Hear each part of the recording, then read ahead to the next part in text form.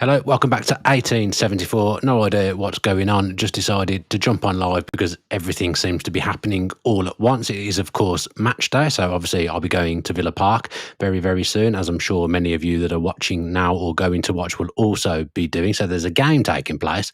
Transfer window obviously shuts tomorrow. If you've been on social media today, you'll see that there's absolutely all sorts going on. So I thought I better jump on for 15 minutes and just try and talk about some of the stuff that we're seeing that's now becoming apparent. Show sponsored by Match Bingo, by the way. I should be in the garage, tidying up the garage and sorting out the garage. I've still got to go to the tip, but I thought I better come on here and just talk through all the stuff that's going on at the moment. So people are starting to drip through onto the live now. So if you are watching live, make sure to ask me some questions, because otherwise it could be a lonely place. But in fairness, there's plenty to talk about anyway right now. I'll start with one that's come out the blue this morning. Victor Lindelof, obviously reported by Charlotte Dunker and Jacob Tanswell. Of course, I could do with Jacob being here with me now. In all honesty, I did just have a brief conversation with him before I came on, and it just feels like there's absolutely all sorts on the verge of happening, might happen, might not happen. But Lindelof, I think, is pretty much there. That'll be one that happens, and he'll come in on a free transfer.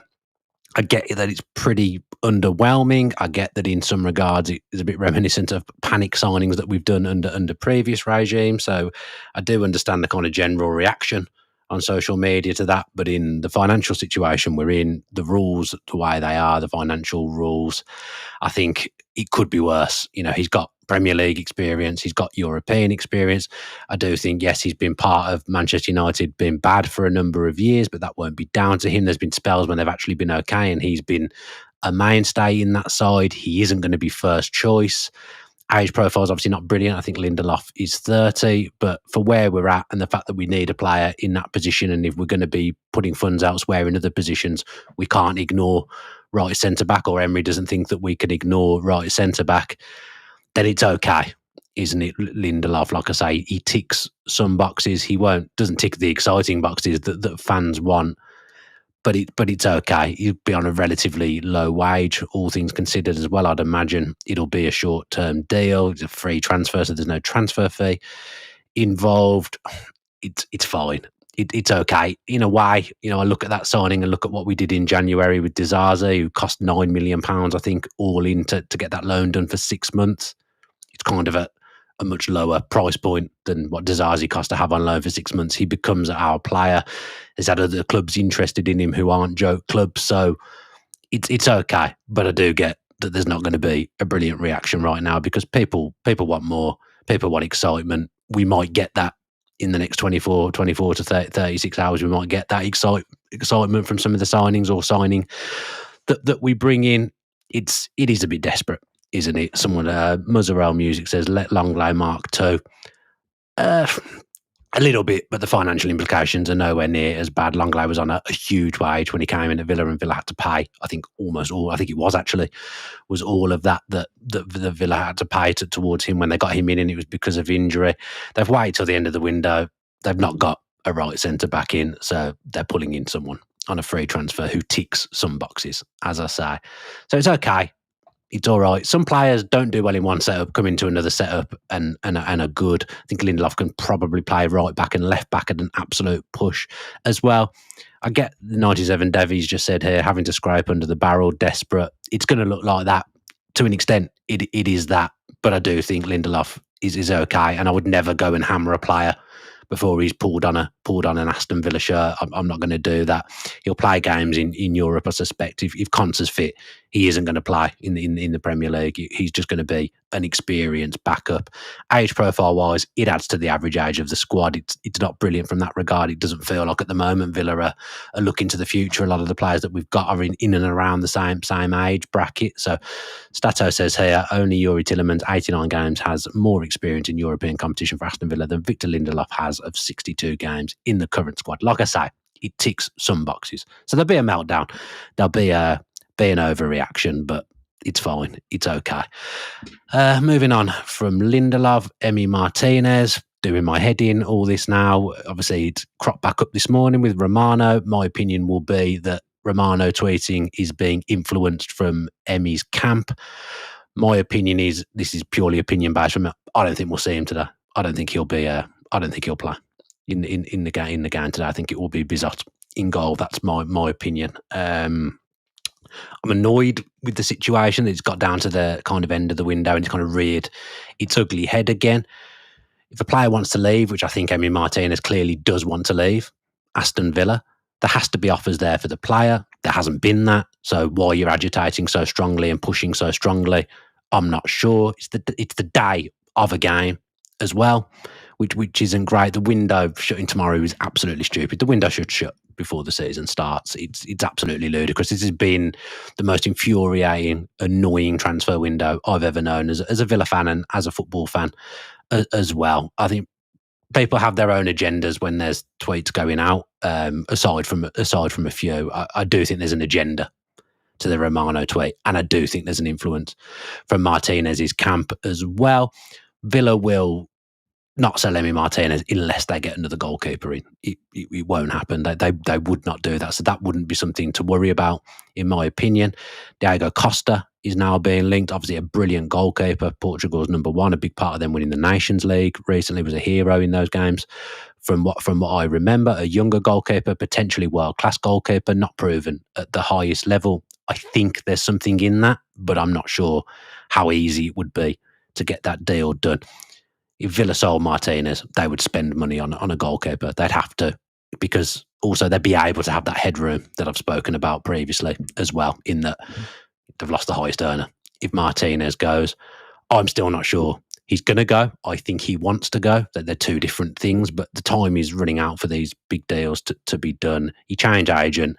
He's been agitating all summer pretty much to go. I think he probably thought himself he'd be gone by now. I don't think this undoes all the good he's done for the club, but I'm finding the current situation very, very frustrating with Emiliano Martinez. But I've been told that there is something in Diego Costa. If Martinez was to go, that would be the goalkeeper that Villa would target. I think other goalkeepers that Villa had on their list who were perhaps cheaper earlier on in the summer, they've gone elsewhere. I think we all know who those goalkeepers are now playing for. So keep an eye on Costa. Martinez, it's just a joke now. This window has been an absolute joke. It's doing my head in.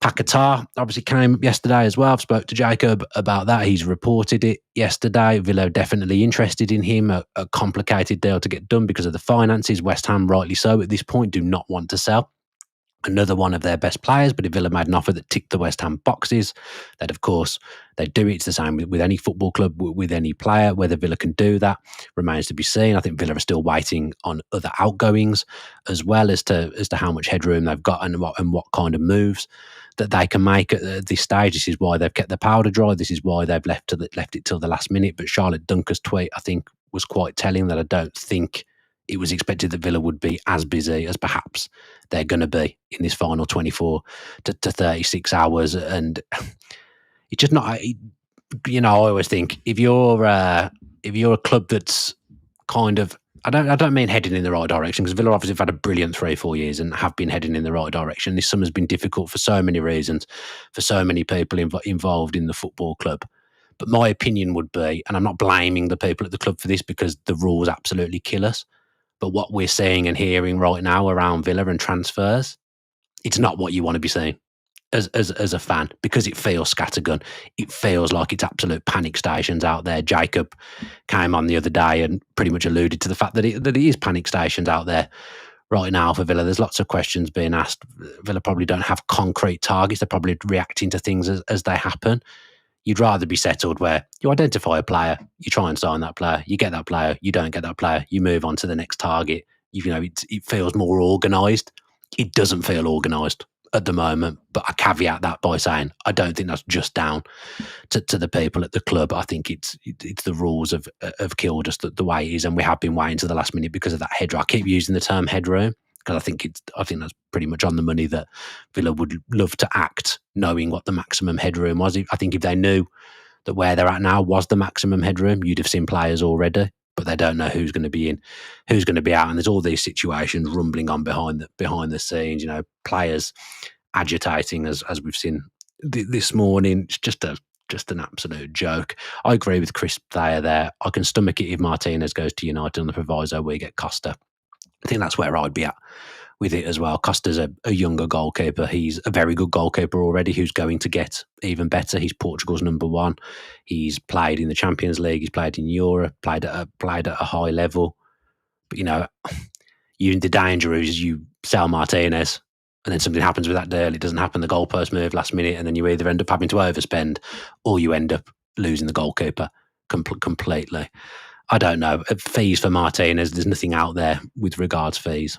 At the moment, I feel like it's Asensio or Paqueta there. I don't think it. Well, in fact, it won't be both. I'd be absolutely shocked. I have egg on my face now. I've just said it, but I'd be absolutely shocked if it was Paqueta and Asensio. It's going to be one or the other. Obviously, we know which one is the cheaper deal to do, Asensio. But there's something in Paqueta. Villa do want Paqueta. It feels to me like he's the number one target in the attacking positions, but it's going to be really, really difficult to get that done. I saw TalkSport reported about 3 hours ago that he's going to play for West Ham today. He's available to play. West Ham don't want to sell him.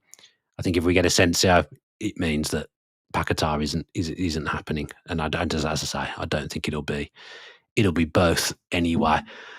Don't really know what else to say really. So I'm just scrolling the comments. Josh Pullen says, looking forward to you and your dad's pre-game video, Dan. Hopefully 3 points tonight. I'll record with my dad. I'm going to pick him up a little bit later, and I'll do the content like I did for the first game through the turnstiles with my dad, where we'll record my match day with my father, and then it will come out probably in the morning. Let's face it, it's a late end to the game.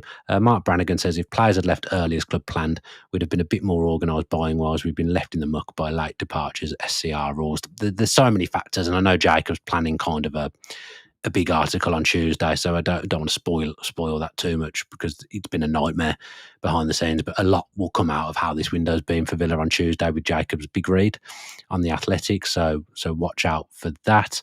Romano's giving it the here we go from Lindelof. I said at the start, I think that's pretty much done, so that wouldn't be a surprise at all. Ned Handy saying something about Sancho. Now, from speaking to people, did hear something along the lines of a player from Manchester United with regards Martinez potentially going there as well. I don't know who that was. Reading between the lines, Sancho's the only one I could think of that it would be, but there's lots of conversations happening at the moment, lots of talks going on. Josh Pullen says Paqueta is starting.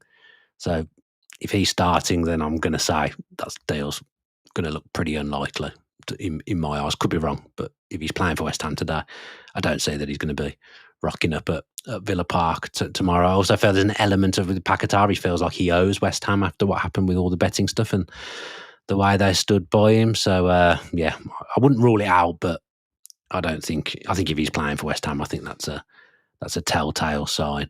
The Sandman Boxing says, I'd trust Unai to get the best out of Sancho. If anyone in the chat can tell me where the Sancho stuff has come from, who's reported that on social media, then I would give it some credence, but I don't know because I'm doing this where that's come from. But I did hear something about a Manchester United player as well as Lindelof. Lindelof obviously isn't a Manchester United player.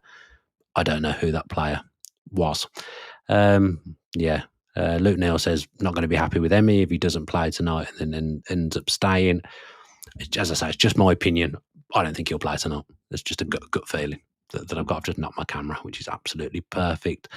I think that's it, really. Obviously, there'll be loads of content tomorrow because it's transfer deadline day and stuff will be happening. Match day content as well, match reaction content. I need to desperately speak to Greg about doing a pod tomorrow around the game as well. Everything seems to be happening at once. Like I say, very important job of getting myself in the garage and getting myself the tip before I go to Villa Park as well. Thank you for joining me for this absolute ramble. There's 400 of you on right now. Apologies for the ramble, but I did just want to come on and talk transfers and do something. Let's see what happens. I'm sure before we get to Villa Park, the goalpost will have moved about 1,000 times. Absolutely ludicrous that all this is happening whilst the season is in full flow and we have a game today. It's tough on the players. It's tough on everyone involved with the club. Tough on the fans, actually, as well. God, let's just see what happens. And yeah, I'm going to go. So all the good stuff I ask you to do at the end of show. So if you could do that, that would be absolutely brilliant. Let's go. Safe travels to the game. Enjoy the game. Hopefully 3 points. More content coming post-game.